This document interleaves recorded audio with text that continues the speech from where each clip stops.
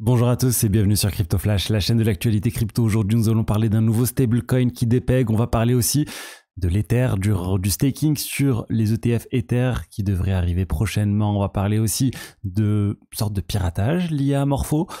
On va parler aussi de Trump et de plein de choses liées à Trump. Mais juste avant, on va voir le cours des crypto-monnaies. On a un BTC à 82 000 $, plus 2% quasiment. Ethereum, 1558 $, plus 1%. Solana, plus 6%. Et aussi, je voulais vous demander quelque chose. Est-ce que vous remarquez quelque chose dans le micro? Je viens de changer de micro. Ça fait un moment que je cherchais un nouveau micro. J'ai pris un Rode qui a l'air plutôt bien. Donc, je suis preneur de vos retours sur la qualité du micro. Et vos conseils aussi, si vous avez des conseils, je suis complètement preneur. Alors, parlons de stablecoin directement. Regardez, un nouveau stablecoin est en train de dépeg. Je parle du SUSD. Il a atteint les 0,86 $. Là, on est remonté un peu à 0,89 $. Alors, c'est quoi le SUSD? C'est le stablecoin de Synthetix. Synthetix, c'est un protocole historique de la finance décentralisée. Et en fait, quand on se penche un peu plus sur Synthetix, ça ressemble beaucoup à du Terra Luna. Il faut savoir que le jeton, en fait, SUSD, il est backé. Le collatéral, c'est pas des actifs du monde réel, c'est pas des dollars ou autre chose. C'est le jeton de gouvernance de Synthetix, le SNX. Alors oui, il faut avoir 400% de backing en SNX, mais ça reste en fait un jeton de gouvernance du même projet. C'est vraiment ce qui n'est pas du tout recommandé pour les stablecoins. On l'a vu avec l'affaire Terra Luna. Alors oui, 400%, c'est un seuil qui est intéressant dans le sens où ça protège quand même d'une baisse rapide de SNX, mais c'est pas sain. Et c'est ce qui explique en partie aussi cette baisse. Il y a eu du changement aussi dans la manière dont le fonctionnement interne du token, et le fondateur n'est pas très inquiet. Il pense que ça va revenir à 1 $ petit à petit. Moi, même si ça revient à 1 $, je reste assez loin de ce type de projet. Il y a tellement d'autres stablecoins plus intéressants. On peut générer du rendement beaucoup plus intéressant et de manière beaucoup plus sécurisée qu'il n'y a pas besoin d'aller chercher des choses comme le SUSD. Ensuite, je voulais vous parler de Swissborg, le partenaire de la chaîne. Il y a toujours le Dream Fund, donc il y a 10 000 € à gagner sur Swissborg. Vous avez tout le lien dans la description pour en profiter. C'est en plus des 50 € offerts habituellement, enfin jusqu'à 50 € offerts en BTC habituellement. C'est en fonction d'un certain nombre de choses. Vous avez le lien pour en profiter. Et en plus de tout ça, il y a 5 € de plus offerts là de manière systématique. Si vous déposez 20 € sur la plateforme jusqu'au 18 avril, vous recevez 5 €. Donc n'hésitez pas, vous avez le lien dans la description. Si vous avez la moindre question, je suis disponible pour vous répondre ou contacter le Swissborg pour vous. Ensuite, regardez ce que je voulais vous montrer. On va parler de l'Ether et du staking sur les ETF Ether. C'est quelque chose d'extrêmement attendu par les investisseurs.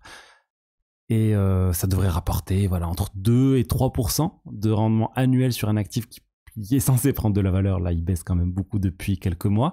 Mais pour moi, c'est quelque chose qui pourrait venir aider à l'adoption de l'ETF Ether par les institutionnels. Selon James Seyfarth, un spécialiste ETF de chez Bloomberg, ça devrait arriver maximum, en tout cas la deadline pour que ça arrive, c'est octobre.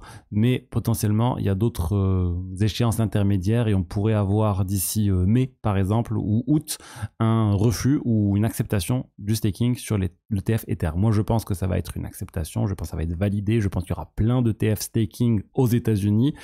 Et on l'a vu avec le changement de l'administration Trump, la SEC, ils sont beaucoup plus pro-crypto. Et pour moi, il n'y a pas de raison que ça soit refusé. Et j'ai hâte vraiment que ça vienne booster un petit peu, que ça vienne sauver d'une certaine manière l'Ether, même si ce n'est pas ça qui va sauver l'Ether. Ce qui va sauver l'Ether, c'est les développeurs qui doivent continuer à produire des choses, des applications, des cas d'usage réels.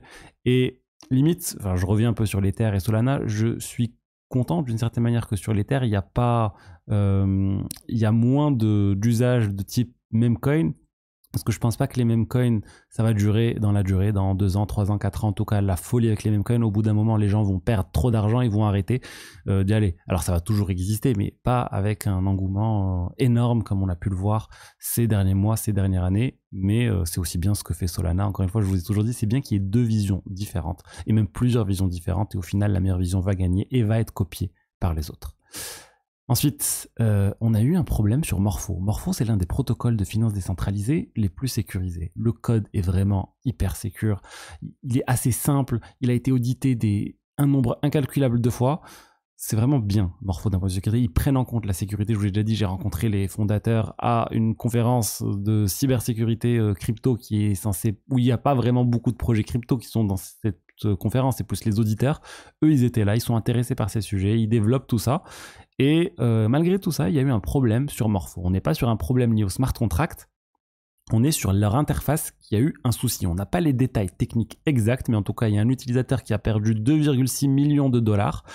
Ils ont confirmé Morpho qu'il y avait un problème sur leur site web. Ils n'ont pas dit c'était quoi le problème, ils ont fait retour arrière et c'est bon. Moi, quand je vois ça comme ça ressemble beaucoup à ce qu'a connu Bybit. L'interface de Safe a été compromis. Ça a visé une personne qui a perdu, Bybit, qui a perdu plus d'1 milliard de dollars. Là, ça ressemble à ça. Mais bon, pas trop de détails. La bonne nouvelle, c'est que l'argent n'a pas été volé par le hacker. Au final, il y a un acteur externe, un sorte de personne qui a fait un arbitrage. Il faut savoir que les transactions, quand elles sont publiées sur le réseau Ethereum, elles atterrissent de base dans la même pool, qui est une sorte de pool comme une file d'attente où n'importe qui peut venir et prendre les transactions et créer un bloc au final. Et bien là, il y a quelqu'un qui a vu l'opportunité avant le hacker et qui a vu l'opportunité que le hacker était en train de faire et il est passé devant lui. Il a donné plus d'argent au validateur pour passer devant lui au final, et en passant par, il y a d'autres techniques, j'ai dit ça, mais ça peut passer par Flashbot, etc. D'autres techniques, en tout cas, il est passé devant, et au final, il a récupéré l'argent, et la bonne nouvelle, c'est que cette entité, elle a déjà rendu l'argent récupéré comme ça sur d'autres projets, tels que Curve Finance de mémoire ou d'autres piratages similaires, et du coup, il y a de grandes chances quand même que la personne récupère son argent. La personne, c'est coffeebabe.et qui a récupéré l'argent. C'est vraiment un white hat, donc c'est un gentil hacker, lui, on va dire. Et ensuite, je vous parle de Trump dans un instant, mais juste avant, on va parler de NFT. Il y a une personne qui vient de vendre un NFT, un CryptoPunks Alien, c'est les CryptoPunks les plus recherchés. Il l'a vendu pour 6 millions de dollars, alors qu'il avait acheté pour 16 millions de dollars. Donc c'est une perte en termes de dollars, mais en termes d'Ether, c'est pas une si grosse perte que ça. Il l'avait acheté pour 4500 Ether en mars 2024, et là, il le vend autour de 4000 Ether, donc c'est 6 millions de dollars. Donc une grosse perte en Ether, une grosse perte en dollars, mais pas en Ether. Et sachant qu'il y a quelques semaines, il a eu une proposition pour qu'on lui achète ce NFT à 11,57 millions de dollars, et il a refusé. Donc là, au final, il dit « Oh là là, j'aurais dû accepter » et il s'en débarrasse et c'est bon, il quitte totalement ce CryptoPunks Alien extrêmement recherché. Et je vous rappelle, initialement, tous les CryptoPunks ont été donnés gratuitement. Il suffisait de réaliser des opérations sur la blockchain, d'aller le minter quasiment gratuitement. Enfin, c'était gratuitement, il fallait payer les frais de gaz et c'est tout. Et au final, c'est quelque chose qui se vend pour des millions de dollars actuellement. Alors ensuite, Donald Trump. Qu'est-ce qui se passe avec Donald Trump? Le même coin de Trump, on a 320 millions de dollars qui vont arriver sur le marché la semaine prochaine. C'est les libérations régulières de ces tokens. Ça va créer une forte pression sur le jeton parce que si ceux qui reçoivent ce token vendent, ça va créer un problème. Mais bon, c'est quelque chose qui était connu. On sait combien vont être débloqués régulièrement. Et le token déjà Trump, il est en forte baisse depuis le plus haut, 89% de baisse depuis son plus haut historique. Donc attention si vous en avez, sachez qu'il y a une libération quand même qui arrive bientôt. Et ensuite, Donald Trump, il vient d'enlever une règle qui avait été mise en place par son prédécesseur au niveau du fisc américain qui complexifiait énormément les choses pour les projets DeFi. Ils étaient considérés comme des brokers avec des règles qu'ils devaient respecter qui étaient trop compliquées. Finalement, ça saute et tant mieux, honnêtement, c'est une très bonne chose aussi. On voit encore un assouplissement des règles avec l'administration Trump et ça, c'est vraiment bien.